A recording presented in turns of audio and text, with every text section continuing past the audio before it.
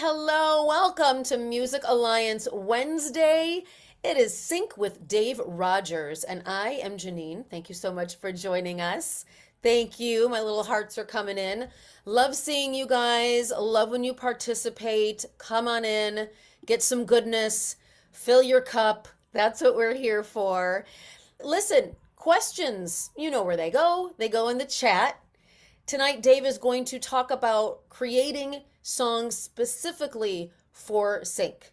Some of you know how to do this already, and some of you don't. The rules keep changing, so we are going to keep bringing you this content as long as the rules keep changing. So, really quick, here is our poll. Have you ever worked with a sync music library? This again is just for our analytics, so we know where you guys are at and if things have progressed for you, which is what we're hoping for. And if not, I guess you need to get in Slack and start talking with Dave and Gildy and get your sync compositions ready to rock and roll. That's the deal. All right, and get on that poll when you have a minute. And we are asking Dave to unmute, and here he is, ladies and gentlemen. Drum roll. Yo, what's going on, everybody? Thank you guys for coming in. You hear me good? Yes, Can you hear sir. everybody? Thumbs up if you can hear me. Okay, cool. Yo, really good session today. A topic that's near and dear to my heart, which is always creation and creation specifically for sync licensing. We have a very big undertaking, a very big swath of data when it to parse through when it comes down to creation for sync licensing, because any piece of music essentially can be used for sync. Any style, any type, any genre, any combinations of genres, which is what I get calls for a lot, which is, hey, can you make Irish hip hop or can you make acoustic folk house? A little weird because the people who are asking, they're not necessarily, remember, they're not necessarily music people. So they're just asking for what makes sense to them in their minds. Part of our job is to decipher that. But I'm going to give you some overarching practices that you can use on your own stuff to get ready for sync. And if you decide you want to specifically work in sync or work in sync licensing, then I'll give you some practices for that as well. First of all, I know, throw in the chat if you're an artist or you're a producer. I want to see how many artists and producers we have. If you're like a music producer or instrumentalist, or are you a singer or artist? Both. Eddie Brown is both. Pro, artist and producer, all. Steven is all. Producer and lyricist. I do AI vocals. I'm going to talk about that tonight. Both. Okay, so we got a lot of producers in here. Actually, more producers than I think we normally have on this stream. So, yo, singer, songwriter, both. Yo, so that's really good. Let me talk to the producers in the room real quick and the instrumentalists first. When you create, as we create for sync licensing, there's a few practices that I tend to stick to and that I tend to adhere to. And most of the time, when libraries or agencies reach out to me, they normally ask for this stuff. So I'm going to take that stuff and relay it directly to you. Number one, for production, they tend to want original melodies. Write that one down. Original melodies. What do they mean by original melodies? They don't want, obviously, we only have 12 notes. In the Western Hemisphere, we use 12 notes. I know outside of the United States and outside of the Western Hemisphere, there are these different scales. But typically, we use a 12 tone Pythagorean scale. That being said, it's very hard to come up with something that don't sound like nothing else.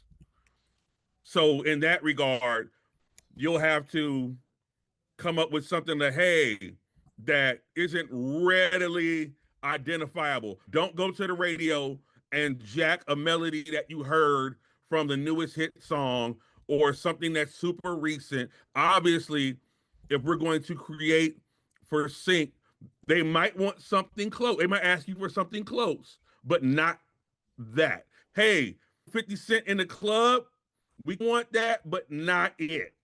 Not recognizably that, but that gives you that feeling. They use the word feeling a lot. Hey, we want it to feel like, we want it to sound like. But yo, don't just go jack 50 Cent in the club. They don't want to use that. If they want to use that, they would get a license for it. So original melodies. Let me put a pin there. How do we come up with original melodies? I'm glad you asked that. Original melodies come about when we can take a cadence and assign notes to it. But hey, let's say if you do use something or a melody as an inspiration, I might turn that cadence around. If the cadence is ba ba ba ba ba ba ba ba ba, I might change it to ba ba ba ba ba ba ba ba. Or the melody goes up then down. I might go down and then up. I take the notes and I massage them and create around them until I get something that puts me in the vein. And also, when they say original melodies, a lot of times they mean the sound.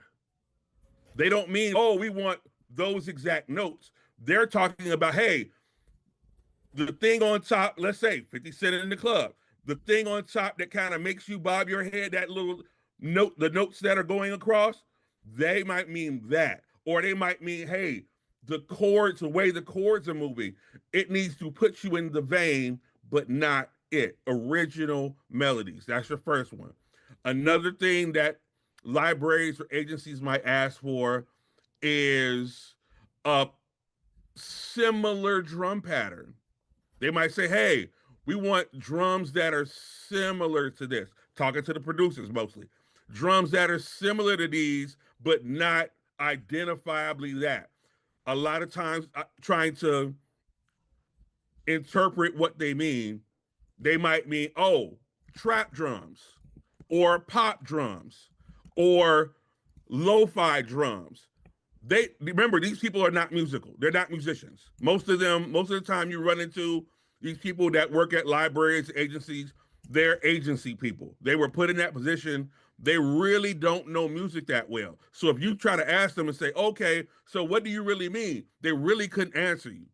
But you have to decipher what they mean because they're just taking in information from the client and relaying it to you in an email. That's all their job is. So you have to decipher, oh, put a pin right there. A lot of times, what comes in on what's called these briefs, we talked about briefs shortly. I'm going to talk about that in a subsequent session. If you come back, you'll hear about how to read a brief and how to decipher what a brief is. But in these emails called briefs, they will normally give you 2 or 3 examples or YouTube links or streaming links or Spotify links to some songs they mean. And you'll listen to it and you're like, oh, I see what they mean. They mean this. And so you extract that data and you use it on your own material.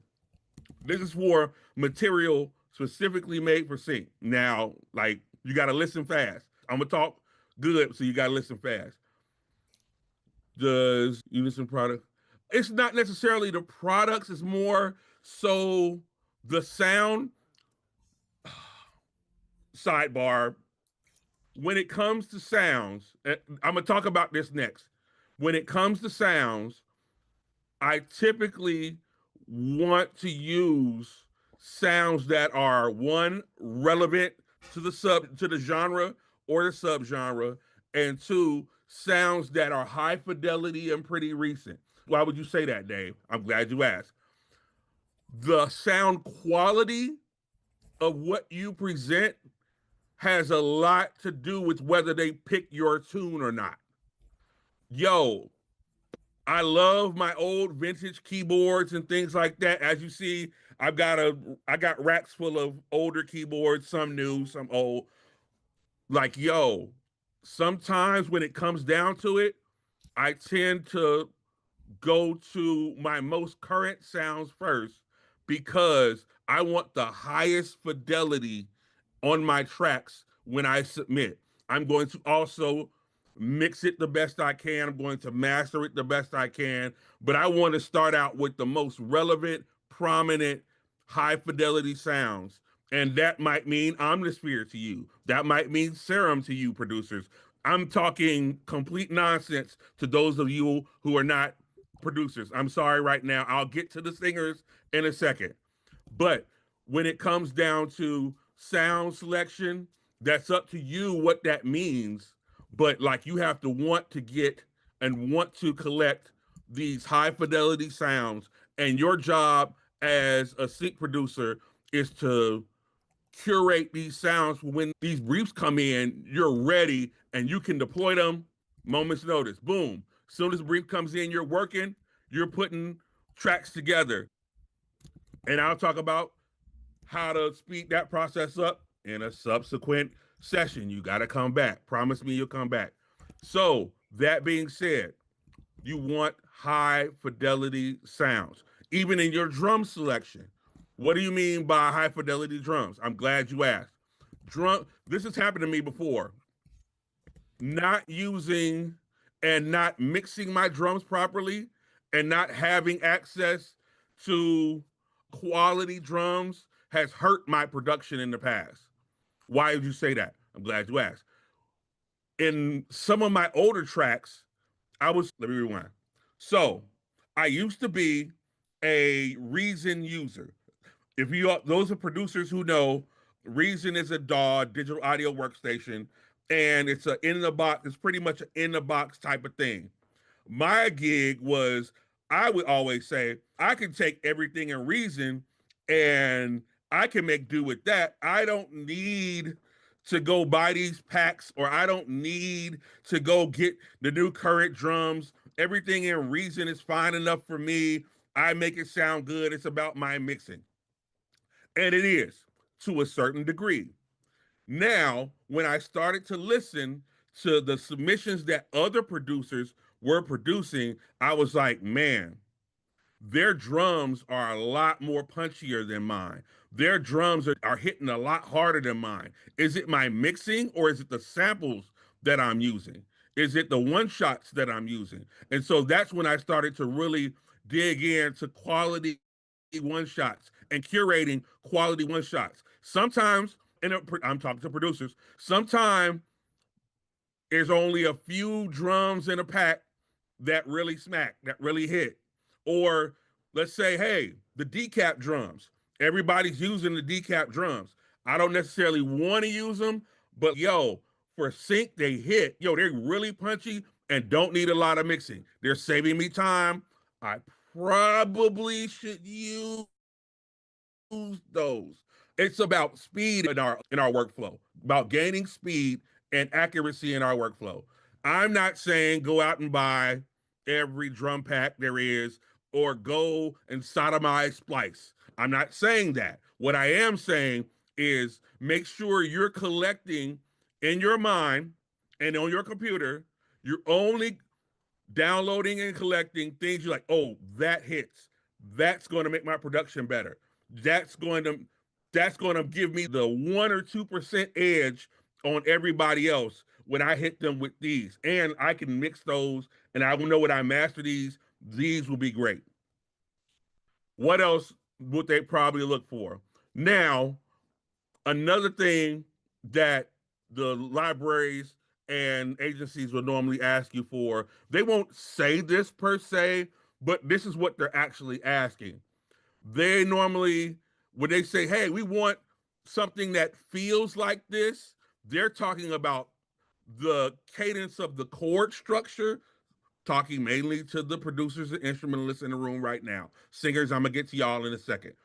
They're talking mainly about the chord structure and how that's built and how those chords make you feel. Now, I can't give you a lesson on music theory right now. I don't have the space and time for that.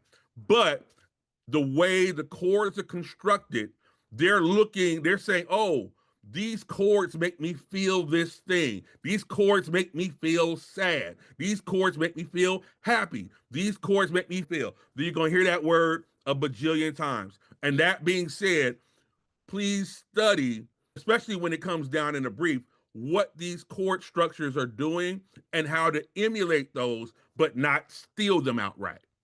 because you can get things to feel a certain way and you don't have to use those same chords or that same key. Now, this is Dave the musician talking to you right now. I understand that different keys e- evoke different emotions. That's not a scientific thing. This is just something I've learned over the 30 plus years I've been a musician, 35 years I've been a musician. I notice that different keys will evoke different emotions.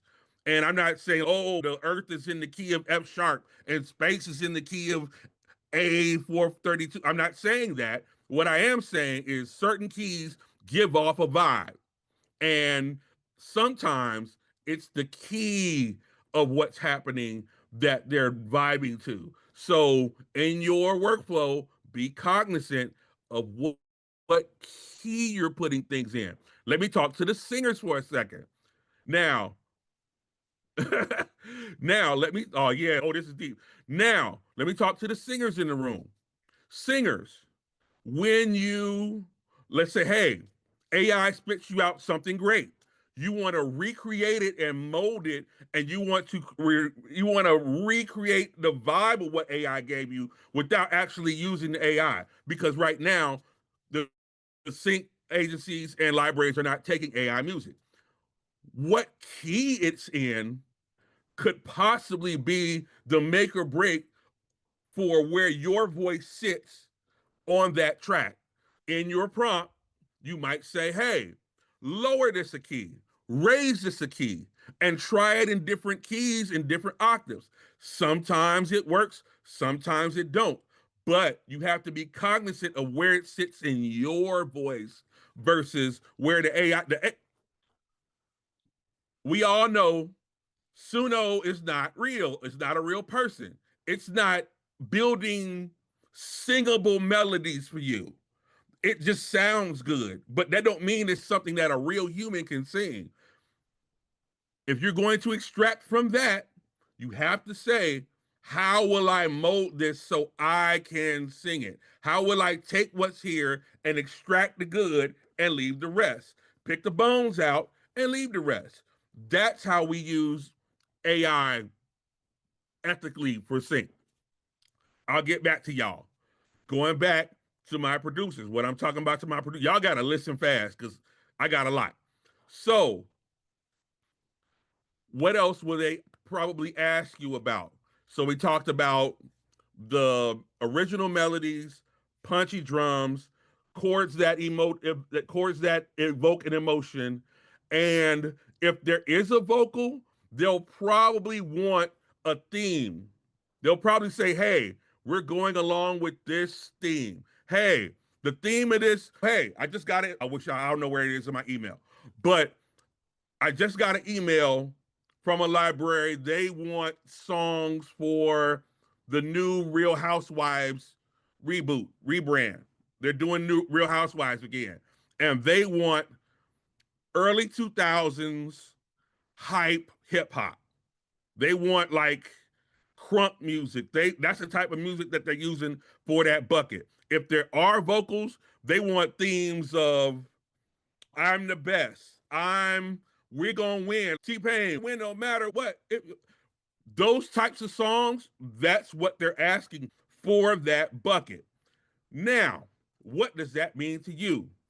You can't go and just jack T-Pain and DJ Khaled win no matter what, but you can take that concept and build 3 or 4 tracks around the concept.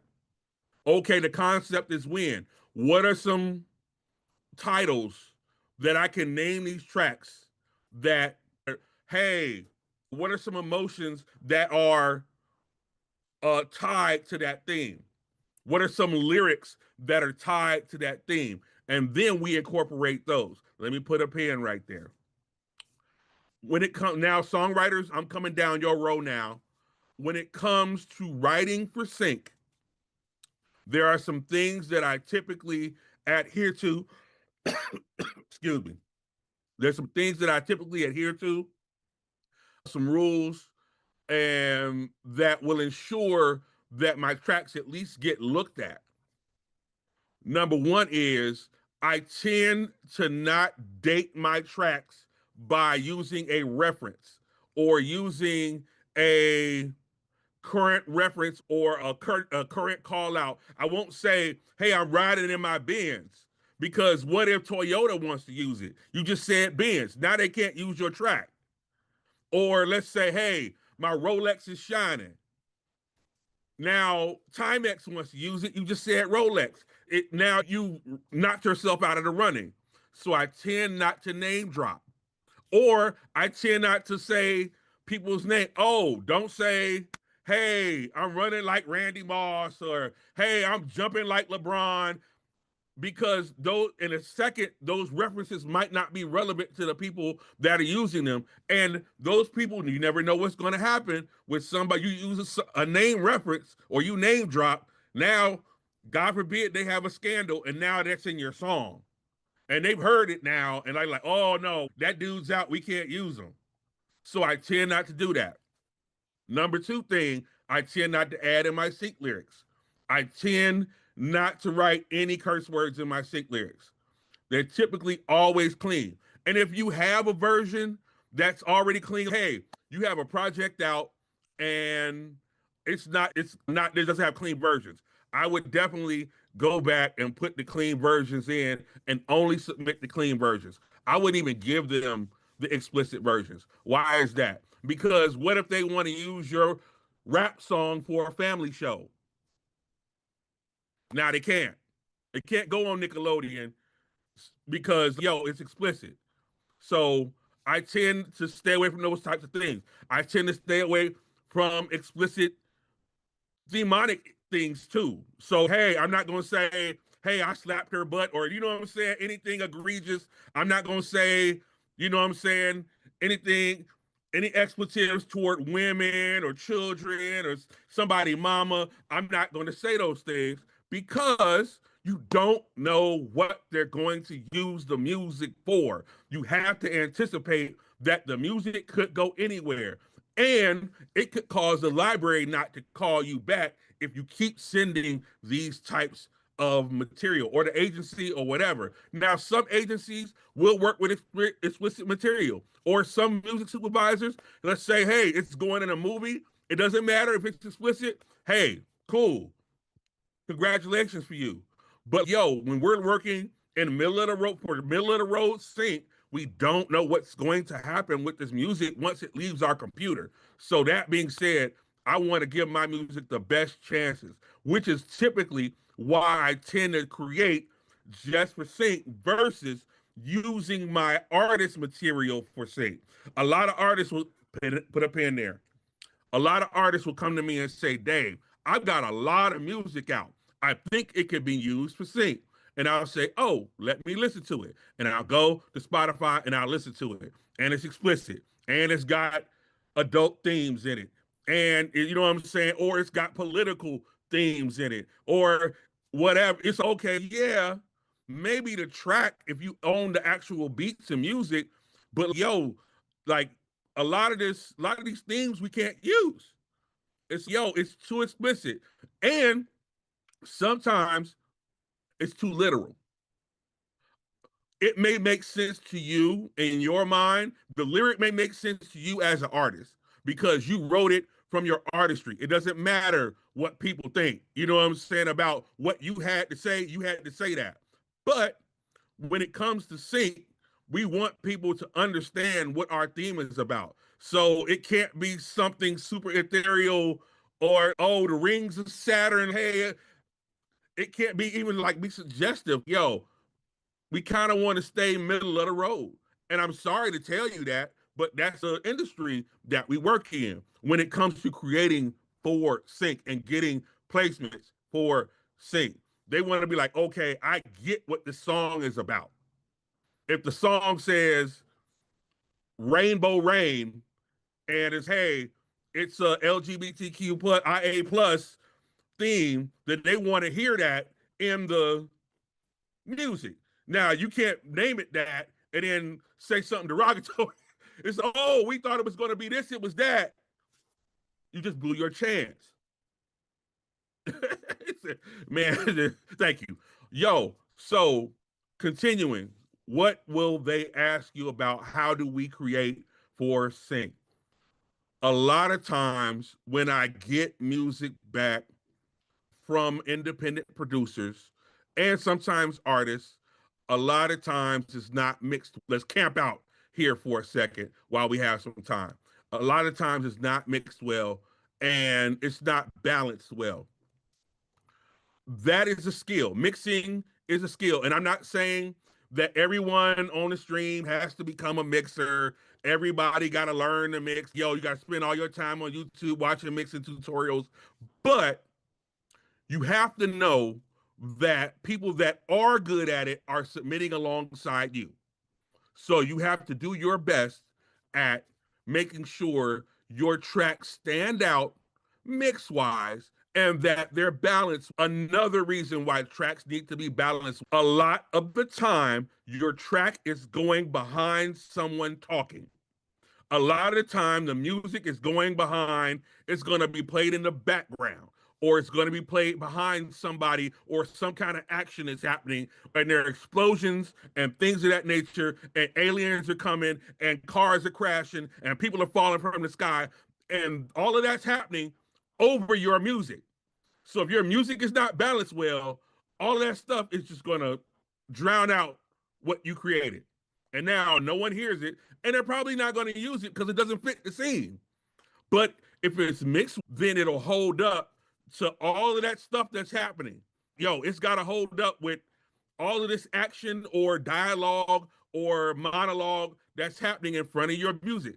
And they might turn it down infinitesimally low, like right in the background. And that being said, does your track stand up when you turn it down? We like to listen to our music loud. You know what I'm saying? Yeah, hey, does it hold up when it's low? Because chances are it's going to be used. Hey, do you need Tide? Is your clothes, are your whites as white as they could be? Underneath that, will it hold up?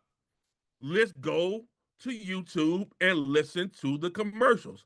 See how they're using the audio for the commercials, then come back to me and tell me I'm wrong. I'm not wrong. So that being said, make sure you're paying attention to the mix, to the drums, to the vocal if you have a vocal.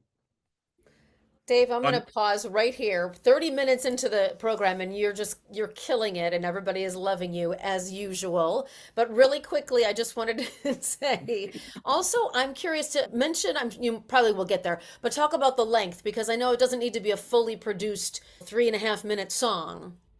I'm so glad you asked that, Janine, because that's actually what I was going to get to next. Actually, I didn't Cool. have that next. I'm just saying that. But I'm glad you asked that. The particulars of what we're talking about. Now, you might hear me say, I did 800 tracks. You'd be like, that's an incredible. I'm not going to sit here, do no 800 tracks. Let me tell you how it works. So, we're not talking about 800 full tracks. What we're talking about is 800 ideas that have been lengthened out to maybe 2 minutes, 30 seconds max. Let me talk about how you arrange for sync licensing. I'm glad Janine brought that up. That's another good point. So, my tip, I'll give you my particular formula that I use almost 100% of the time, like 99.9% of the time. This is the formulas that I'm using for creating for sync. I tend to use a quick 4 bar or 2 bar intro. And then I'm right on the main idea, right on the main hook, right on the. I don't have no 30-minute long intro to build up to the thing. Remember, these people got to listen to hundreds of tracks. They're going through track, and they're just listening. They're not even like skimming through the tracks. They just want to know, hey, does this idea grab me or not? A short, maybe 2 or 4 bar intro directly a build up to my main idea. I'm there at my main idea for 8 bars. For singers or the people who are not music theory savvy, 1, 2, 3, 4. That would typically, in 4/4 time, that would typically be a bar. So 1, 2, 3, 4. two, two, three, four. For 8 of those, I'm going to be in my main idea. Then I'm going to drop my instrumental down, not in volume, but I'm going to take some of the instruments out. I might take the hi-hats out. I might take some of the stuff out. I'm going to boom. That's where I want the dialogue or the monologue to start. Hey, is your car, do you need repairs on your car? Oh, go to Dave's car lot. Now that's where I'm going to drop that music down for they have so they have a bed right there. I'm going to do that for about 8 bars. Why you say 8 bars, Dave? I'm glad you asked. So what typically happens when a track gets picked for sync is they are going to take your track apart. That's why you include the BPM in the metadata. When they pull it up, they say, oh, this track is 92 BPM. They're going to cut the sections of your track to be the length that they want. So I want my pieces of my track to be clean and to be able to loop properly right in this. Hey, I don't know if you on here, but all of my MPC producers are sample heads that like to chop and like to put the BPM at 84.96993344.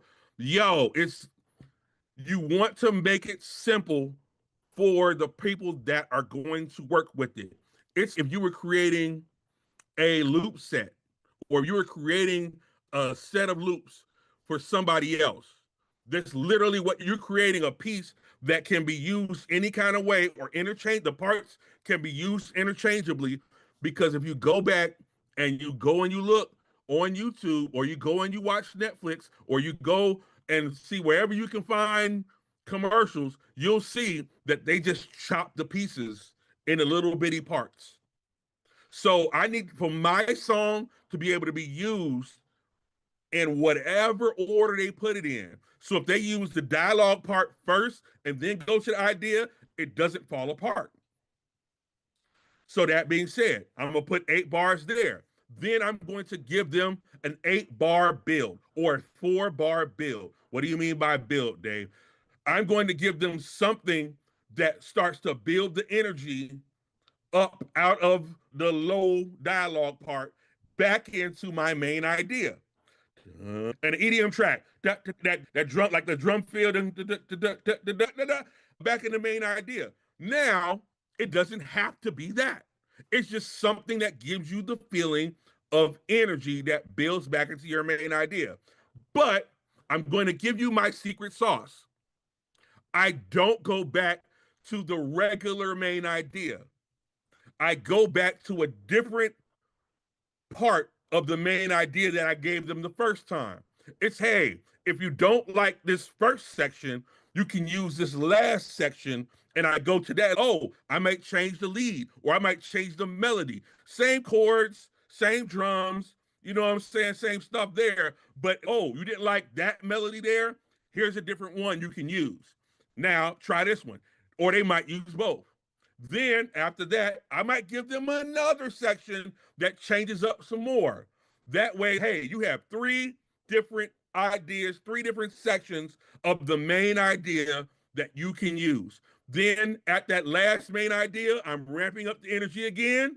Why? Because I'm going to come down on a sting note or what some people call, like the older heads call a button hook and like a button ending. And they're like, yo, put a button ending on this. Bah! It comes down on a 1. Boom. It don't have to be like a sound effect, but like all the instruments stop there. I typically work in 8s. So if the track is slow, I might like, hey, it's 89, 98, 103, 110, 115. I might work in 8s. If I'm double timing it, I'll work in 16s for Anthony G. But yo, I don't want to stay in an idea too long because they don't even need the track to be that long. 2 minutes and 30 seconds is perfect. So it's not, hey, verse, chorus, bridge, chorus. That would be impossible to do. Let me talk to my singers real quick. So when I'm typically writing for sync, I'm not writing full verses. They're probably not going to use it. They probably don't even want that. What they do want is they want a main hook idea, and then they might want a vocal that can go under the dialogue bed. Some oohs, some ahs, some yes, some hays. I place tracks that are nothing but haze.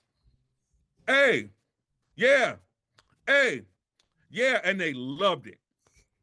And be like, yo, you said two words. Exactly. Exactly. Some of And the that's what best I'm. songs are made on those beds. Just ah, Who let the hey, dogs ah. out? Woo, woo. Who let the dogs out? Woo. You never been to a basketball game they didn't play Who Let the Dogs Out. Right? Them dudes never made another song. You Still get name me mailbox money from that. name me another song they did. I bet you can't. No idea. Listen, Kang, really quickly, I want Dave to have as much time as he needs, but really quickly, I want to touch on if you are loving this kind of session, this is just a little bit of the sync instruction that we give you here at Music Alliance. We have Dave Rogers, and then next Tuesday we have Gildy Flores, who is also another very accomplished sync composer. So we are asking you guys, if this is something you're interested in investing in yourself, then get in, become a full member with Music Alliance, and then you can get access to Dave's knowledge all the time. And he will throw in his little quips for free. No, but seriously. And then tomorrow, you guys, really quickly, I don't know if you saw in the chat, but Niels did put, we have our new member session tomorrow. So we're going to get you in there asking all the questions you have so we can clarify all of the value that Music Alliance have with our 3 different tiers of membership. And you guys can figure out which one works best for you. So make sure you show up tomorrow. And as always, if you have questions, I'm happy to give you a buzz. And so is Quinn. Leave your number in the chat and we can talk with you directly about what your hopes and visions and dreams are for your future, and we'll point you in the right direction with the mentors that we have here at Music Alliance. That's all I got. Thanks for being here, and back to Dave. Yo, dope. Yeah, make sure that you take advantage of this because, yo, we do this every month and I'm not holding back any of my sauce. I'm on here just giving you like what I actually do day to day basis. So, that being said, we talked about making it loopable, making the tracks that you're making editable. And the way we can do that, hey, take the loop in your DAW, take the loop function, and loop the idea. Does it loop? Does it loop correctly? If not, you might need to change it. Take it to your verse or your breakdown. Does it loop? Do those parts loop? Does it work in 2 bars? Does it work in 4 bars, 8 bars? That being said, is okay, now this is how we prepare our stuff to be used because that's exactly what the editor is going to do. And making sure that the BPM is a solid BPM, NPC producers and beat machine producers like, yo, I don't want to see point nothing. Make it, if it's 98, make it 98. Chop it at 98. But that being said, let's move on. So, another thing that we talk about a lot with sync licensing as far as creation is, besides saying the melody or the drums or the mixing, finally coming to the mastering side of it. And I don't have enough time to go into what all in is in what's all encompassed in mastering. But the process of mastering is when you're done with your track. You typically want to leave some headroom on your what's called your master fader. This is like what's going out to the world. This is your door to the outside where your music is going, as an analogy. And you want to leave some headroom. That way you can boost it, the level up to 0, but not above. Think about a room. Think about if we were in a room, like, hey, this room has a ceiling.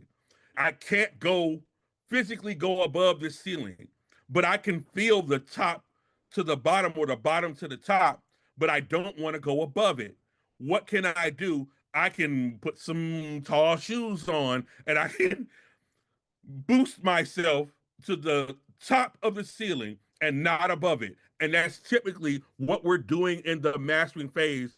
As a very small analogy, we're taking our final audio and we're affecting it and using certain techniques. I won't You had to go do the homework, go do the homework on what mastering is. But like we're doing our final effects on our master bus and our master chain to make sure that the loudness of our track is optimal and doesn't go above. A lot of times you'll get tracks from producers and they're not cognizant of peaks or sample clipping, and you'll hear those artifacts in their track. It's like, ooh, what was that? It's they just was making it, they just making the beat and it just hit export. It's okay, wait a minute, hold on. We want to make sure that we're not getting artifacts and things like that in our audio. We want our audio as clean as possible. And sadly, the audio loudness wars are still viable in sync licensing. And they will pick a louder track that's not as good. You be like, yo, that was what they picked. They picked this. It just was louder than your track. And let's put a pin right there. Loudness just doesn't come from mastering. Mastering is not a magic bullet. It's the very last thing you can do to make your track sound great, but loudness comes in the mixing and even the production stage. Your sounds you pick. Remember, we talked about the drums you pick. Yo, that all has to do with the loudness of your final master. Don't just pick some crap sounds. Remember, like I was doing in Reason, I was just picking the welfare sounds and just hoping to make it great on the end. Yo, I'll just master it real loud, and my track will sound great. No, that's not how it works, Dave. You have to make sure at every level. It's if we were cooking every ingredient, like you could use regular out the store cinnamon, or you could use the Cinnabon cinnamon.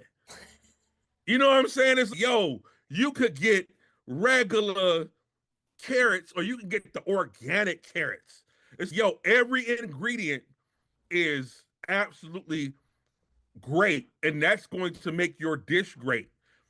The same way with the pieces that we create for sync. We want to be able to use great quality sounds quickly, and also we want to execute correctly, and we want to make sure that we're getting the optimal output for what we put in.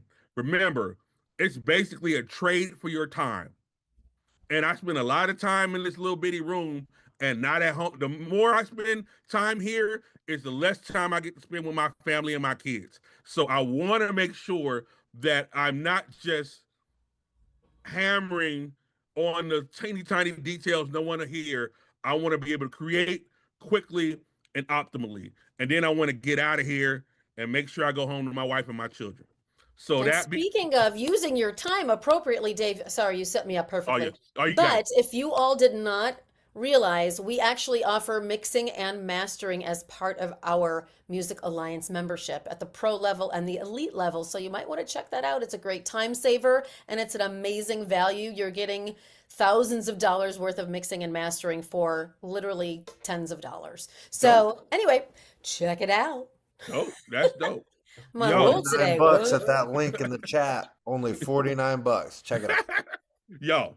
So that being said, any questions, any comments in the chat? We want to make sure. I want to make sure that I have time enough to get to what you're They were asking asking. about, is -6 good? What about a -2 on the limiter? So any specifics you want to get into there?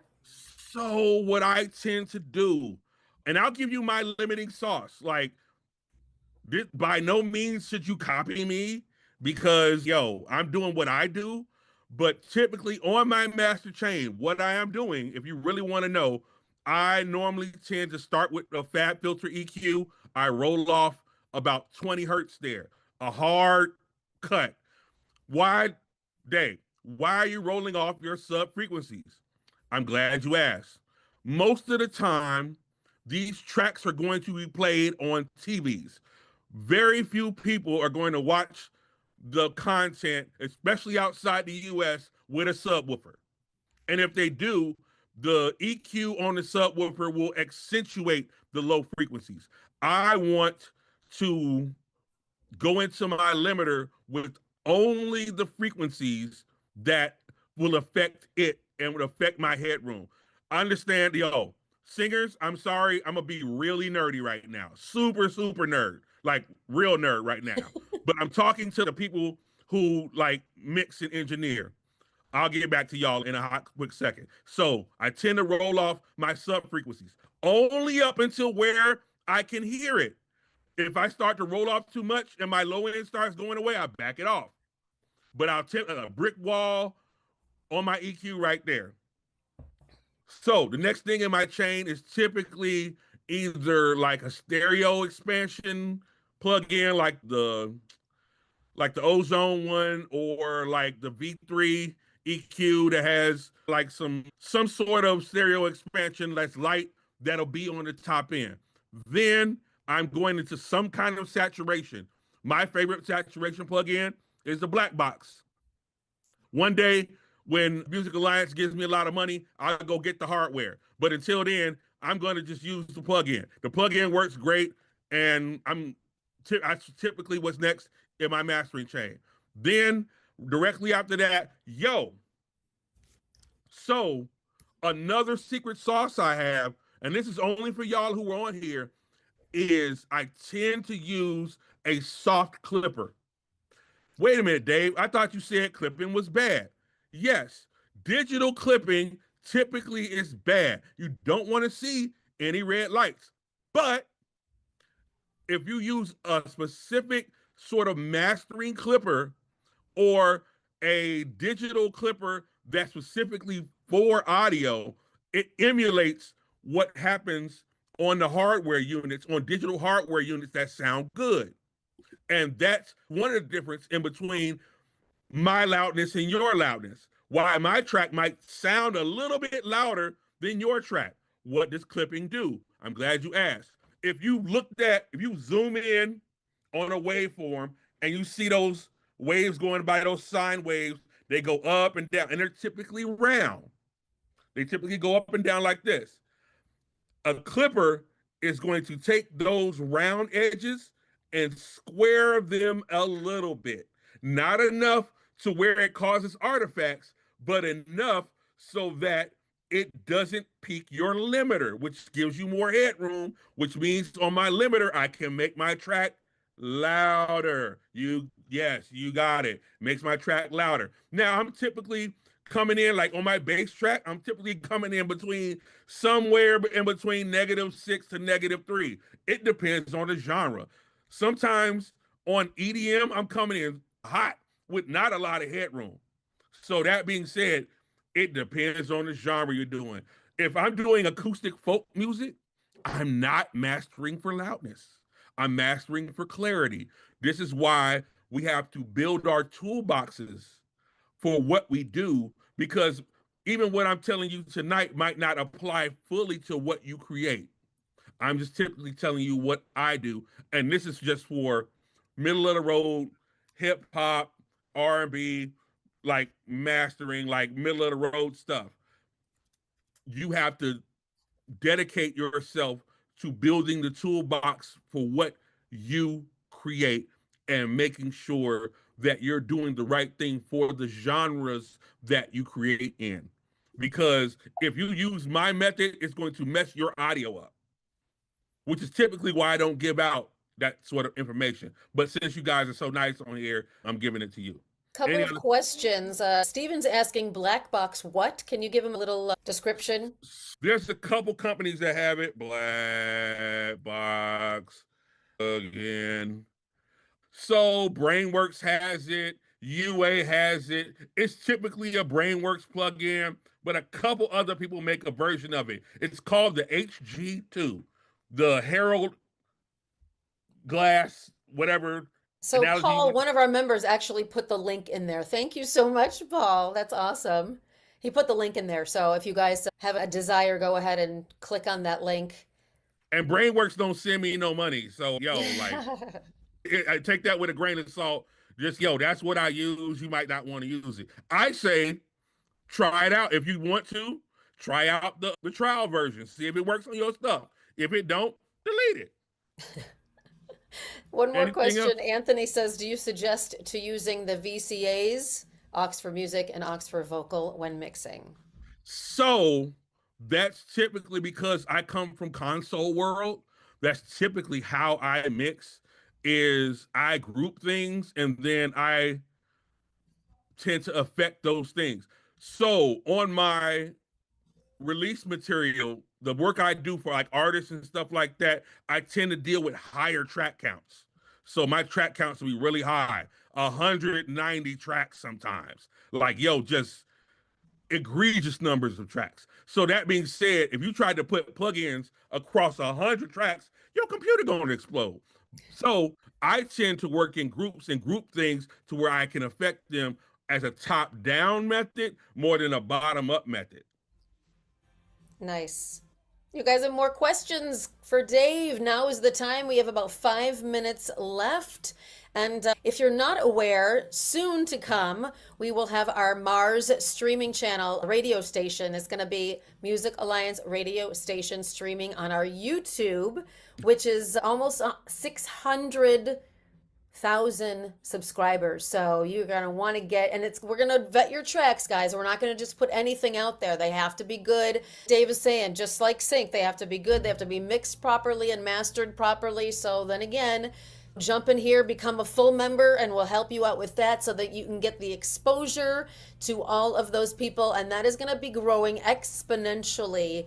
We've already done some studies on it, so once we release Mars, it's going to grow exponentially, and you guys will have a chance to get your tracks out there. And depending on what level you're with us, you get 1, you get 2, you get 3. We don't know. Hey, yo, get in.